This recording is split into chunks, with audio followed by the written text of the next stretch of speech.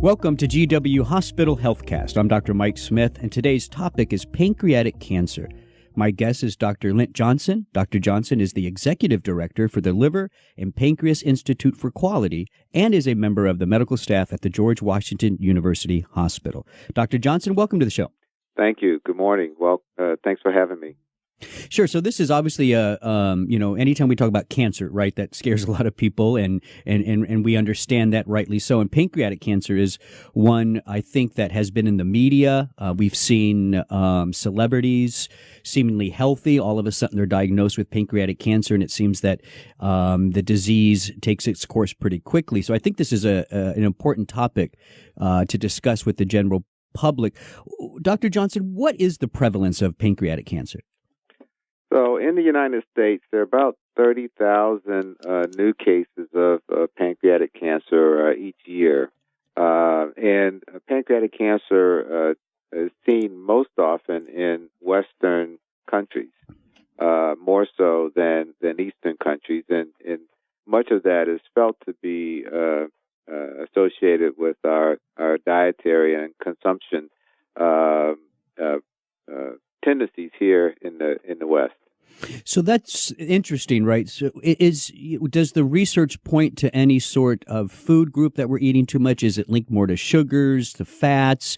Is it just overconsumption? We know that in this country, with all the processed foods, the fast food restaurants, we kind of call it overfed and undernourished. Is it simply just that, or is there some specific risk there for a food group? No one really knows a specific risk factor. What we do know is that our typical diet is very different than Eastern countries, and the prevalence is much higher in Western style countries. There have been some reports, although not substantiated, about risk related to sodas and diet sodas in particular in animals, but I would say that none of those have been substantiated to the fact that to the extent that we think that there is true evidence that there's an association there. Right. But we know there's a difference, basically, a basic difference between how people eat in the East versus how we eat in the West. And so there's something that is playing a role. And so we just need to maybe focus on less food, less processed food, right? And just more fresh fruits and vegetables. It is interesting, Dr. Johnson. Why is it that, because pancreatic cancer has been in the media, mostly because a couple of celebrities in the recent past have unfortunately died because of the disease. And it does seem to occur in people that appeared healthy, and then all of a sudden, very quickly, they succumb to the disease. Why is that?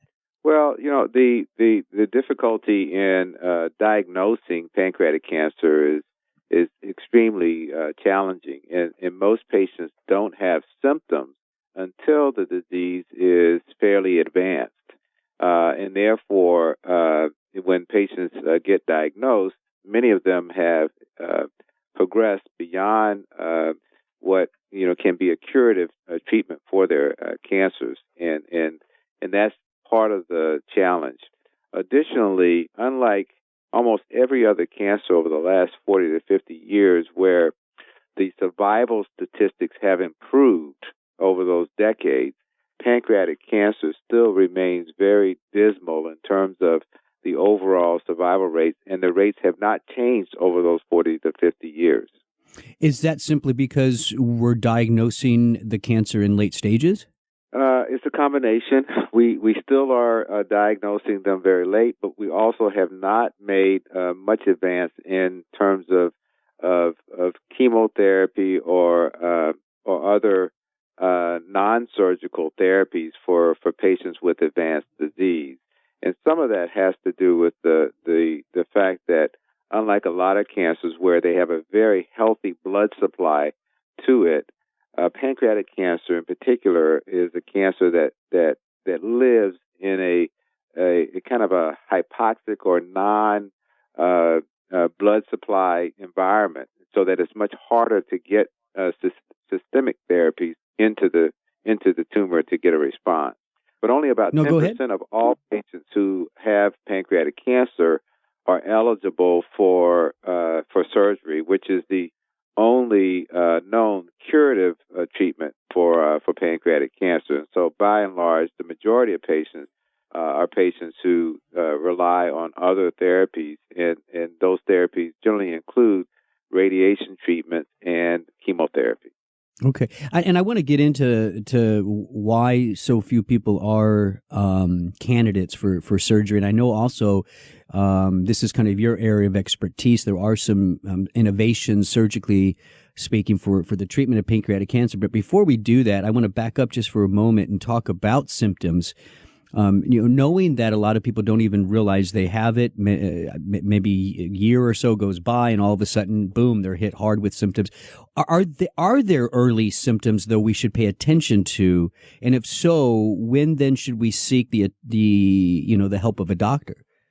Well, I think in terms of early symptoms, certainly any unexpected weight loss, poor appetite, are things that should trigger some investigation.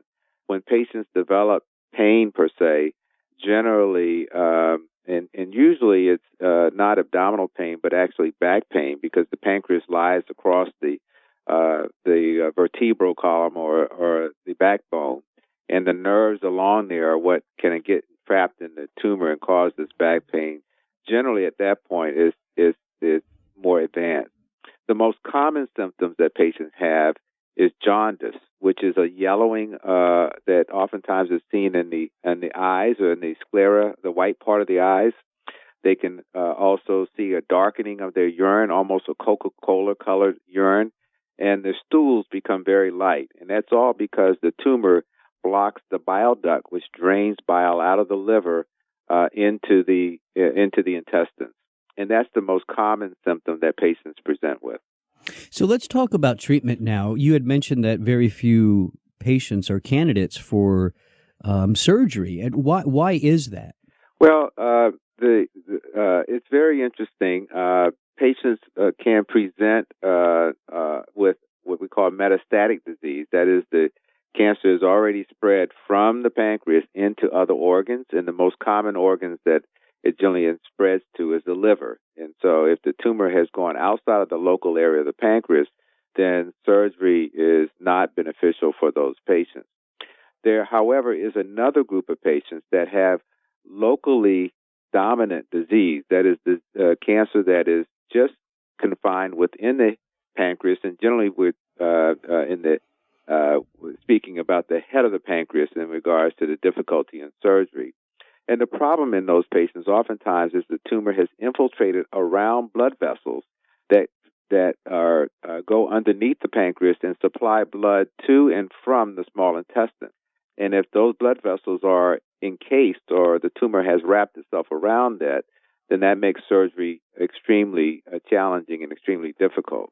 We and a few others have developed a technique of treating many of these patients with this blood vessel involvement, initially with chemotherapy and radiation, and then later on going in a few months later and taking out the entire pancreas and taking out those parts of the blood vessels and then reconnecting them so that the intestines remain viable. And early data, a lot of it from European countries, have shown that the success rate of doing that complex surgery is no different than doing the primary treatment or the primary surgery for pancreatic cancer in the head, which is called the Whipple procedure. So doing that with or without the blood vessel involvement seems to give you the same results. And so we have been offering that to patients over the last couple of years. So in summary, Dr. Jensen, what would you like people to know about pancreatic cancer? First of all, it is a very tough cancer, but there is hope through certainly surgery to cure a small percentage of patients. Additionally, there are a number of new therapies that are coming down the pike in terms of treatments that are currently in what we call clinical trials that are being tested that I think will allow patients to have a better outcome as we go in the future. Some of these therapies may include treatments that allow your own immune system to attack the cancer and provide a durable and long-term response so that patients can live along with their cancer as opposed to die from their cancer. And we're hopeful that those results will be available within the next 3 to 5 years. Well, Dr. Johnson, I'm going to thank you for the work that you're doing, and thank you for coming on the show today. You're listening to GW Hospital Healthcast with the George Washington University Hospital.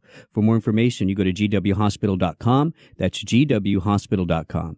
Physicians are independent practitioners who are not employees or agents of the George Washington University Hospital.